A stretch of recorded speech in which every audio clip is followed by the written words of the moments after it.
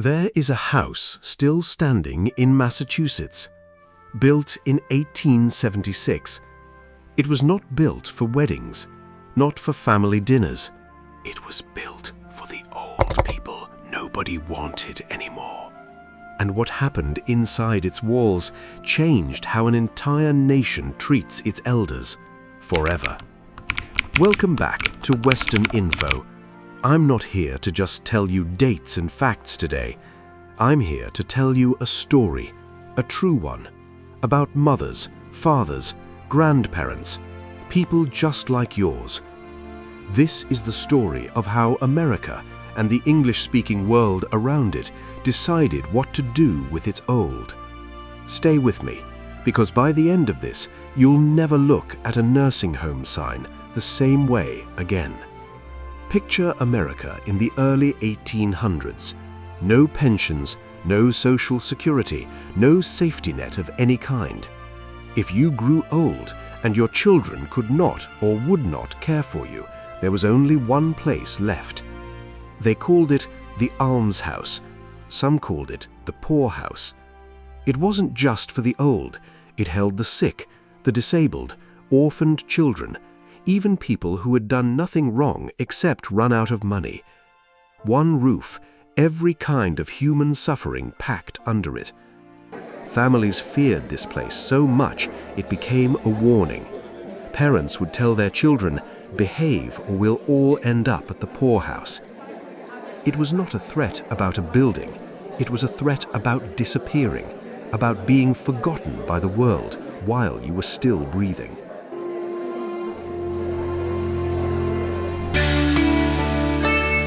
But here is where the story turns, because not everyone accepted this as the only way.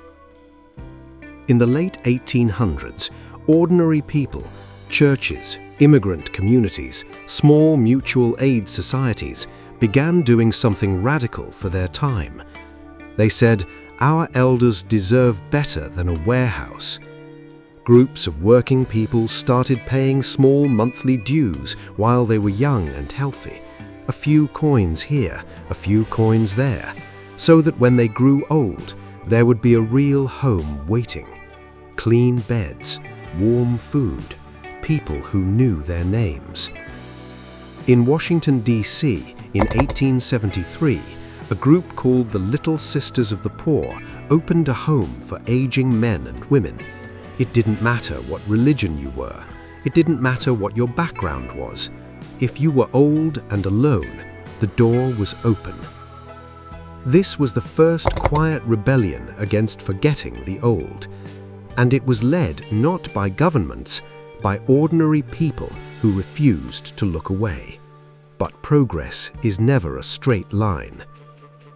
As the 1800s turned into the 1900s, these county almshouses were still standing, still full, and reformers who walked through their doors began writing down what they saw.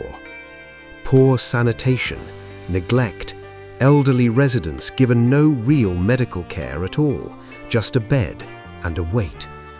Critics called it what it was, a system that had stopped seeing old age as something to protect and started seeing it as a cost to manage. And the numbers tell the story better than words can. By the early 1930s, an estimated 135,000 elderly Americans were living inside these institutions. That's more people than some entire cities. Something had to change, and soon it did. The middle of the Great Depression. Millions of Americans, young and old, had nothing. And in that darkness, the United States government did something it had never done before. It passed the Social Security Act. For the first time in American history, growing old did not automatically mean losing everything. A small monthly check, a promise, a dignity finally written into law. And the effect was almost immediate.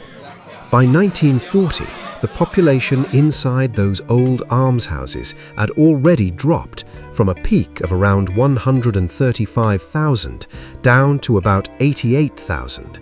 by 1950 down to around 72,000. Behind every one of those numbers is a grandmother who got to stay near her family, a grandfather who didn't have to beg for a bed. As the 20th century moved forward, the old almshouse model slowly disappeared. In its place, a new idea was born: the modern nursing home. Places built, at least in intention, around comfort, around care. It wasn't a perfect road. In the 1950s, safety failures and tragic fires in some facilities forced the country to demand real standards, real regulations, real accountability for how elders were treated. In 1959, a new housing law helped build affordable, supportive homes for seniors who simply wanted independence with a little help nearby. Step by step, decade by decade, a nation that once hid its old people away in fear began learning instead to hold them close. So, why does this matter to you today? Because somewhere right now, someone you love is growing older. And the difference between the almshouse of 1830 and the caring home of today wasn't an accident. It was built brick by brick, law by law, by people who simply refused to forget.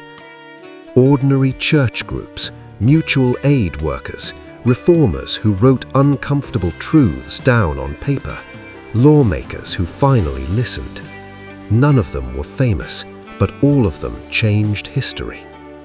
That's the real story behind the sign that says nursing home or senior living today. Not just a building, 100 years of people fighting to make sure age was never a sentence of loneliness. If this story moved you even a little, that's exactly why Western Info exists. We dig up the true human stories hiding behind history, finance, and the world you live in. Hit subscribe, because next time we uncover another true story the world forgot to tell.